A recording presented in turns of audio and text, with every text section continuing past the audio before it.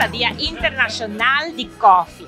Yawe na Aruba para promover nossa paraquedo, na lo qual que dia aqui para sobre Aruba a conhecer uma indústria de coffee, negócio de coffee que a florescer den anos 60 e 70 no nosso país.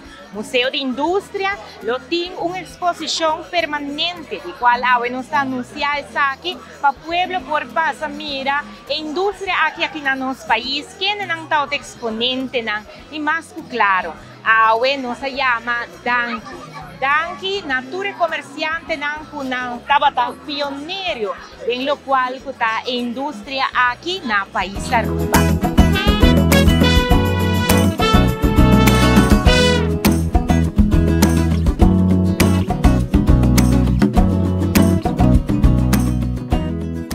Brinda ng honor e também na senhor Benjamin Romero, que é escritor de book e negócio de coffee, book que relata o qual tem história mercantil aqui de nosso país. E mais claro, nós celebramos o dia aqui, o qual nós acostumamos com de nossa cultura, com coffee morgen para desfrutar de doce coffee.